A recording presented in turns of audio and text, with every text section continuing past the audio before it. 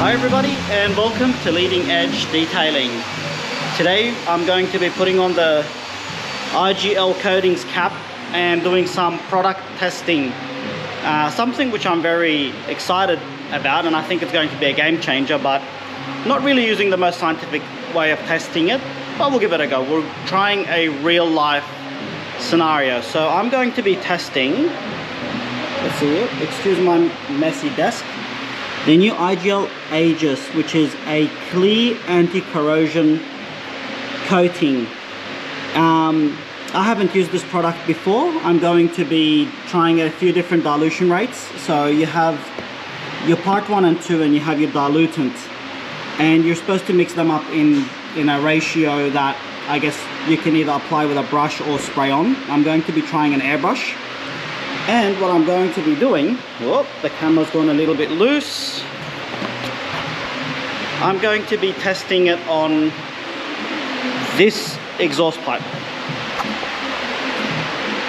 So, camera's gone a little bit funny. So I have already polished this pipe up. It used to look like this. So I left the backside of it to be, I guess, the before example. So it used to be corroded like this, and I used metal polish and a rotary machine, and I polished it up. So what I'm going to do is I'm going to try different dilution rates, let this thing cure, I guess, overnight, and then I'm going to leave it outside over the Christmas and New Year break and finish this video off, I guess, maybe in a couple of weeks time. So let's start with the dilution rates. I guess I'll set it all up, start spraying, and then I'll explain what I did after. So the first dilution rate I'm going to try to do is actually the rate they recommend for using a brush, not for spraying, but we'll give it a try anyway. So it's going to be 8 parts of AE1 to 1 part of AE2. So I'm going to try to do 4 mils of AE1 with half a mil of AE2 and see how that goes.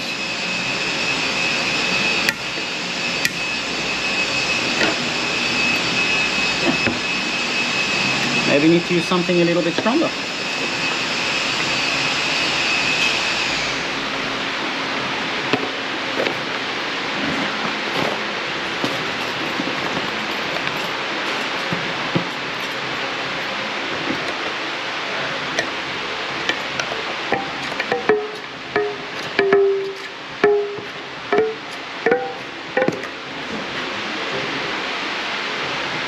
Okay, so clearly this is where the graphene is, and before I take any, I am going to mix it up.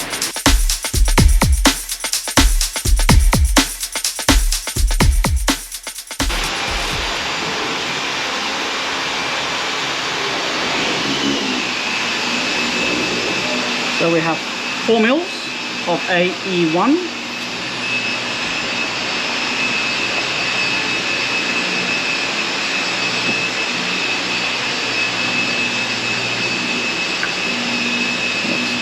Put that back before dirty myself. And we're going to draw out half a mil of AE2. So this is a 2-part coating, so it has, I guess, a hardener. So I don't know, I guess AE2 must be the hardener.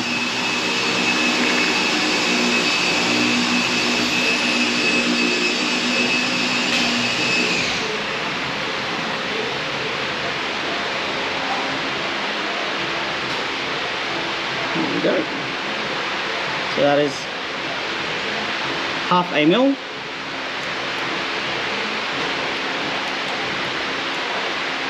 of AE2.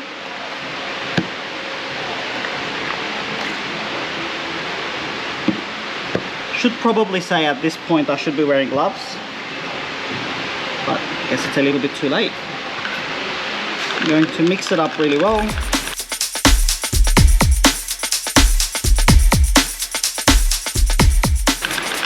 So because this product has graphene in there, it gives it a black tinge.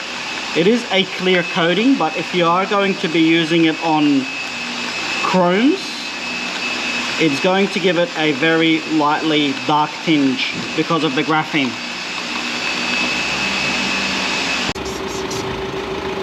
A little bit of pre-coat, which is standard before any coating.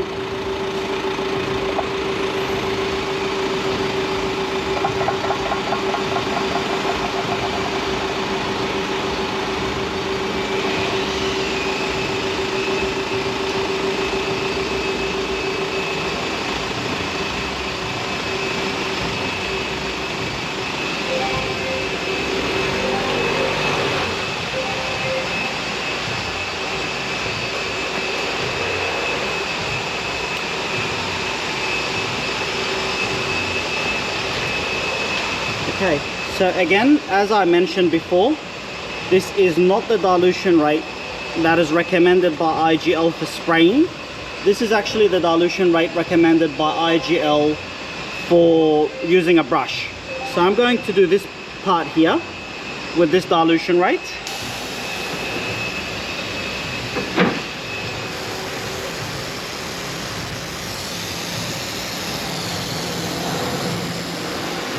It is definitely clear.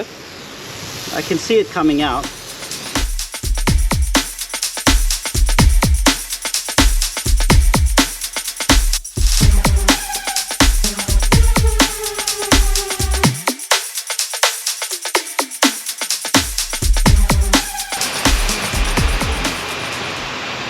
Okay, so I would say that is now done. I can definitely see product on there, but surprisingly, it's not as dark as I thought it would spray on. Let's see how much we used. Still quite a lot of product in there. Maybe it's not coming on as thick because there is no dilutant in there. But I can definitely see it coming out of the nozzle. Quite thick. Okay. So we'll discard this. The next mix I'm going to use will be the we'll just use the 8-to-1 with maybe 5% dilutant, and then we'll try a 5-to-1 with 5% dilutant over there. So I'll put this thing inside so it dries up without getting any dust in there, because it is a clear coating at the end of the day. And see how we go. Okay, so we're now ready to test the next part, which is a mixture of 8A1 to 1A2 and aiming for 5% dilutant. So I don't have a scale. We're doing a little bit of DIY spec, so I put about 1/2 ml of dilutant, which is almost the same as the A2. So nothing else changed, same pressure, same everything. I'm going to pour it in here. So it's definitely a little bit runnier, which is good because it means we'll probably get better spray pattern. Close that up. We're running about 20 psi, and I already wiped this down again so we don't have any overspray. Yep, it's definitely spraying more product because it's a little bit more runny.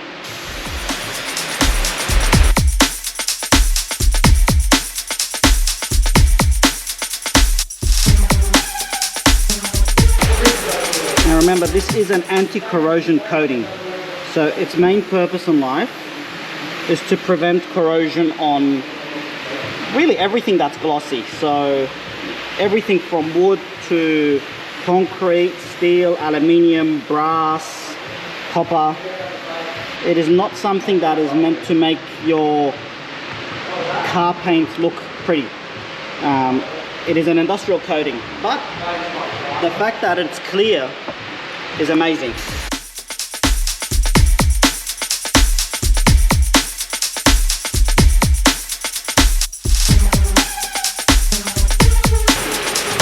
Definitely spraying a lot easier, and in my view with less texture than the mix for the brush, which I guess is expected.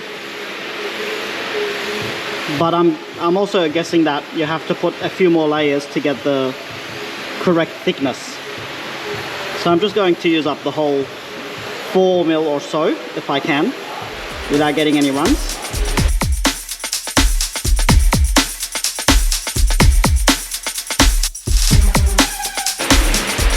So I don't feel like I need to go anymore, and we haven't even used, I guess, not even 50%, so I'm going to stop spraying this.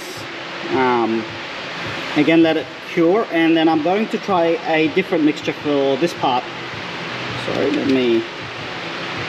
going to use a different mixture for this part here. So I'm going to try to use a mixture of, there we go, 5 to 1 instead of 8 to 1, which I guess will thin it out even more and see how it looks. But so far, from what I can see, the orange peel on both is minimal. You can tell that it's been painted and it's nice and glossy. But if this was on my car or exhaust or control arm or machinery, I wouldn't care at all. It looks fantastic. So I'll pause the recording, mix up the next batch and see how we go. Alright, so for our final mix, it's going to be a special recipe because I stuffed up the mixture. So instead of doing a 5 to 1, I think I did a 5 to 2, A1 with A2, with 5% or aiming for 5% of dilutant. Might have been a little bit more because there's less A1. But this is the point of testing, and this is the point of, I guess, doing things a little bit trial and error. So let's see how this goes. I'm sure obviously you need to stick with what IGL recommend for the performance of the product and the longevity. So if you want to obviously charge a customer, you need to do it by the book.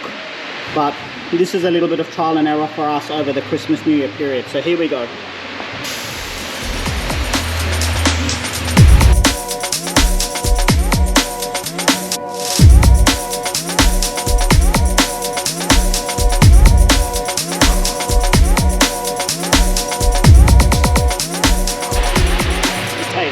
Fantastic.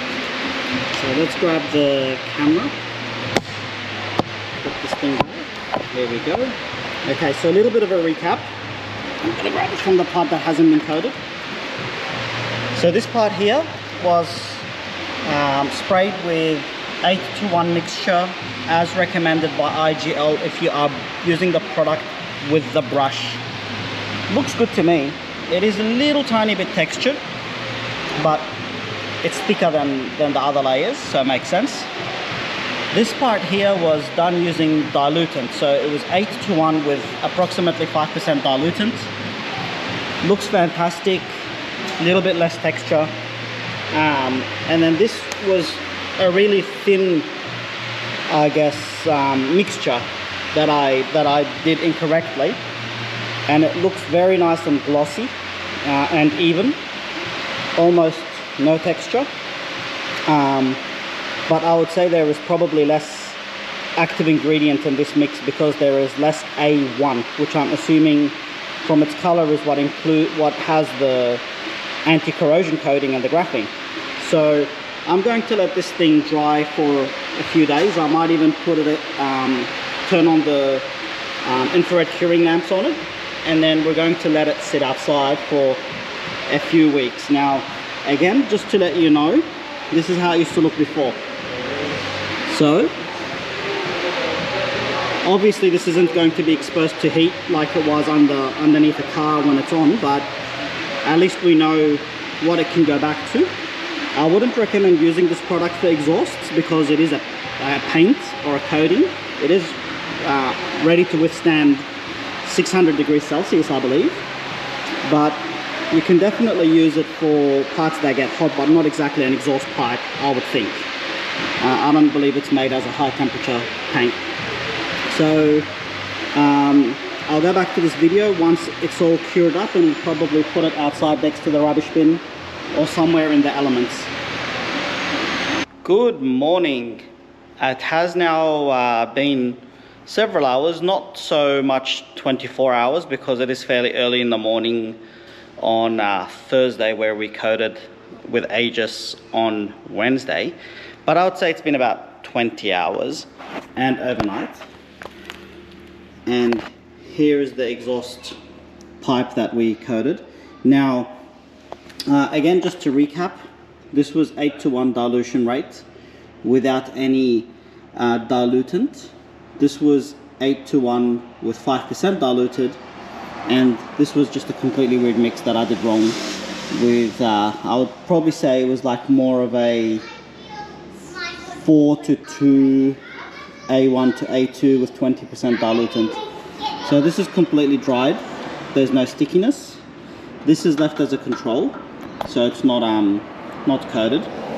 This feels fairly dry. It's a little bit sticky, but you can't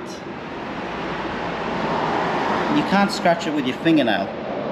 Just a bit of water that I put on, but you definitely can't scratch it with your fingernail. And this was the thickest coat applied. It's sticky, but again, I can't see any scratching with fingernail. So far the test is going well. I am going to act a little bit more of a real life scenario here and say this is something that needs to go out in the weather in a day, not something that can be let dry for a week. So I'm going to wait for my staff to come in to find where my paint thickness gauge is. Surprise, surprise. I want to see how thick the coatings are, if I can get a reading on it, because it should be just bare metal underneath. And then what I'm going to do is put it outside in the rain. So it's going to be raining pretty much for 2 weeks. So I'm going to be just leaving it out here under the weather and see how it goes. Now, again, I'm not so much looking at how this coating performs in resisting corrosion, because we know it works. There are ISO quality testing and industry testing based on industry standards and requirements for corrosion coatings. So we know the product works, but I want to see if applying it with the airbrush gun without any experience, having sprayed nothing in my life before, works. And I want to make sure that the product stays on, it doesn't peel off, and it doesn't delaminate, and it performs. So if this works for somebody like me who has never sprayed anything in their life other than maybe spray paint out of a can, then I would say that it would work for everybody else. So I'll come back once we do the paint thickness tests, and then we're going to put it outside and wait maybe a week and see what happens. Thank you. So unfortunately, we couldn't find the paint thickness gauge, as you do. It's gone walkabouts, but I have put this outside. We are looking like it's going to be raining for a week or two. You can already see the hydrophobics of the graphene working where it's been sprayed. So I'm just going to now leave this exhaust pipe here for, I guess, as long as I need to leave it for, and maybe just check every week and see how it's progressing. But again, it's feeling a little bit tacky, but it's not scratching. So it's definitely cured enough to be taken, in my opinion, outside. It'll also be interesting that it's raining, to see if putting it out in the elements so soon is going to make it water spot. So we'll leave this here for now. I'll probably check throughout the day just to see how things are going. Interestingly enough, I just checked after having the exhaust pipe outside for less than half an hour, and the parts that were wet from the rain are no longer sticky. So sorry about the noise, the boys have been working throughout. We're still pretty busy, and what I'm going to do is I'm going to see how sticky it is by wiping off the rainwater. So let's see, because it should be grabby on the microfiber, because microfibers are very grabby, but it felt to me like the top layer that was wet is not really sticky. So where are we? Yeah, so not sticky at all, where this is feeling a little bit grabby, but it's actually not feeling like it's grabbing the microfiber at all. And you probably noticed that this had water beading on it, but this kind of didn't, which shows the hydrophobics of the Aegis coating. Here's a little bit more, tiny little bit water beading. Come on, focus, focus. GoPro doesn't want to focus. So yeah, interesting. Looks like it's handling the water quite well. So I'm going to post up this video now. I'm not going to be adding to it anymore, and I'm just going to let this exhaust pipe sit for at least a few days to a week once we come back from the Christmas break and see if there's any change.